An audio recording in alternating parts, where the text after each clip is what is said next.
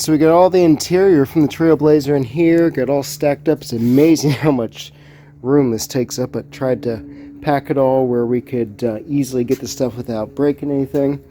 There's a dash in good shape, so as long as I don't run into this, we should be good. And I'm thinking long term, might be able to put an aero force gauge right there, which would be pretty cool, since I don't have the four-wheel drive. But for today, what we're going to try to do, I've got the other cluster from the Chevy, and it looks like I should be able to pull this out potentially, and put the other,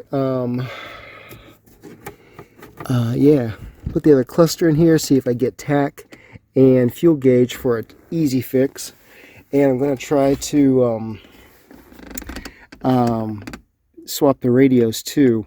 So, but this is being a little bit harder to get out since they had to glue this. Well, okay, so we got that out. But anyways, working on this little stuff here. I think there might have been a connection down there. Anyways, so work on this, see what I can figure out. We'll keep posted. Sadly, although as nice as it is, the plugs were totally different. It's weird, just a 2 years difference, almost identical, both Bose systems, and that stereo would not work at all. So, well, Facebook it is. But we got this trim piece off. Yeah, cracked a couple little spots in it. A little bit tricky. Put the wheel all the way down and kind of rotate it around this way. But thankfully, it looks like our plug is the same there. And we got two different tabs over here, but it looks like it should we should be able to put it in there. So we're going to give it a try. It looks almost identical. What I might try is seeing if, just to class it up a little bit, when we take it off, see if this silver housing will fit over here. That would look kind of cool. So we'll give that a try, play around with it like the GMT 800 trucks. We'll see. Options. We have options. Here we go. Alright, well this actually worked out really good. I haven't tried it yet, but this actually worked out really good because by using the silver bezel, I have the exact holes lined up for the screws. Although with those tabs it'd be easy to do that. But for the immediate, but it doesn't look half bad and dresses up a little bit nice. So we'll probably still use that if this works, even over the other bezel. But I'm hoping we'll have tack and fuel gauge. If not, then I'll give us an idea. Either there's a tack sensor issue on the motor, or we have a issue on the fuel return as well. So either way, this is very helpful getting this figured out. But it looks, I hope this works from the Chevy bezel, because it looks pretty nice. I like it. And doesn't have the I don't think it has the Chevy logo on it. I think the Chevy logo is, Chevy logo is right there. So this way it's, we can still keep a Buick. The other steering wheel, I'm looking here. We got a Chevy logo here, but on this one, no Chevy logo. But it looks pretty nice. I kind of like, it's just fun being able to mix and match these GM pieces together. So let me get it back together here. We'll get it cranked up, drive it around, see what it does. All right, let's just crank it up and just see what we got here. Whoa, I think fuel gauge is working. Ooh, that's cool. Yeah, radio's deciding to work. Okay. Let's crank it up and see what it does.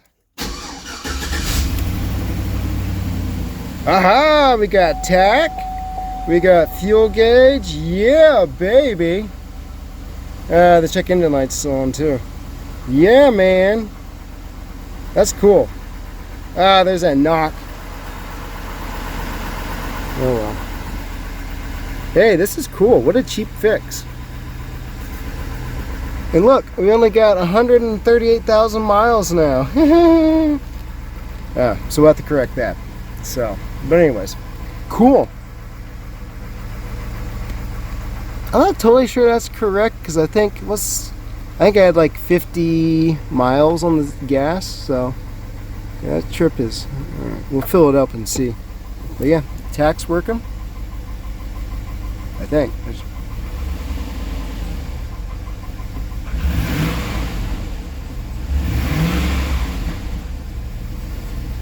Okay, that's cool. That's cool. We got fuel gauge. Well, this is impressive. Yeah, I think I had like 20 miles, 50 miles in the fuel, so we can fill that up later and see. But yeah, I'm impressed. Very nice. What a cool treat. All right, we're going to button it back up and go from there. All right, got done early today with work. So today's project is taking Trailblazer carpet that we'll be using in the Buick and taking the pressure washer to it and some super clean and trying to get rid of the dog fur and the rust stains and just some of the sand. It'll be easier theoretically to get out. Food stains over here from the driver's side, but overall carpet's in really good shape, so it'll be interesting to see what it looks like. It's going to take a little while to drive, so this is Thursday. We're hoping to be reinstalling stuff next Thursday-ish, so hopefully this is giving it stuff enough time to dry. We'll find out. Today we're taking a look at wireless hands-free car kit, this QC 3.0 fast charging and Bluetooth. So one thing that I just noticed here real quick is you do want to unplug this when you're not having the car running, because it will continue to run. So good to know. So this allows you to have a wireless ability, CVC technology, A2DP audio streaming, so Bluetooth, and curved design USB ×2, so you're able to charge the vehicle. So that's awfully nice. See if there's any instructions in here.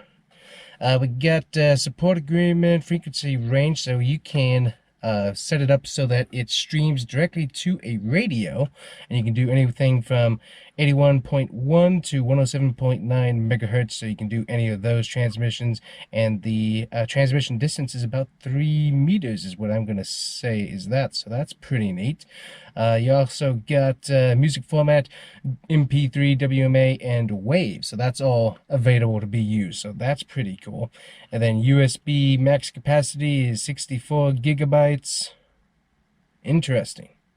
How does all that work? I'm not sure, but that is really fascinating there. So instead of having to get a whole setup that Todd didn't want to buy, he was able to do this. I'm going to try and see if I can open up the box here, see if we have any instructions. And so he didn't want to buy a brand new radio setup for Bobby here. You can see the setup that we currently have. So anyways, let's see what we got here. So looking at the how to set it up here. Tips: press and hold the button. So you got a little cell phone button right there that you need to hold. And press that for 2 seconds. The display digital channel flashing represents has entered the FM mode. Click the so basically skip or other skip button there. Press those to adjust the channel, and the channel selected after the 3S flashing and back to BT blinking wireless. In other words, that's kind of giving you how you hook it up. So let's see what we do. So I unplugged this here because Todd already came by to check it out. Of course, he didn't video it. So let's see what we can do here. So obviously, first we're going to find out, after having this sit in the vehicle for a while, we're going to see if Bobby actually starts up. I'm going to turn this audio down. Good night. Alright, we're going to let this run here while we work on this. I was going to tune this back to 81.1 here. Alright, so we're going to put this in. Alright, so we got 13.5. And it looks like we do have Bluetooth connected already. We're going to find out. So Todd did all the work on the pairing stuff, so we're just seeing if it actually works. Again, you can see the light here flashing. We turned it on, and now we know we have to turn it back off by unplugging this, or else it just keeps on flashing. So let's see if my phone will connect to it here. So we are searching for devices currently, and it is the C57. Let's connect that, and it's pairing.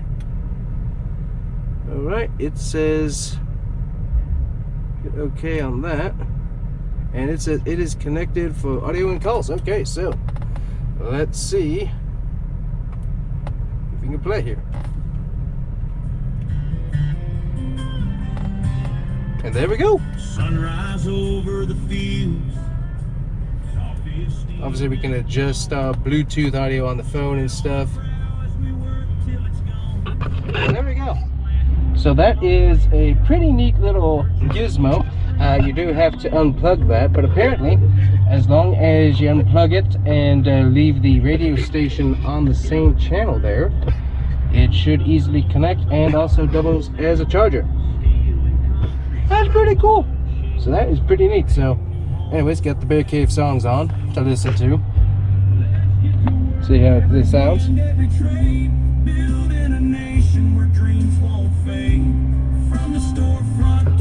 Bobby does have a pretty good audio system in it, that's for sure. Nice.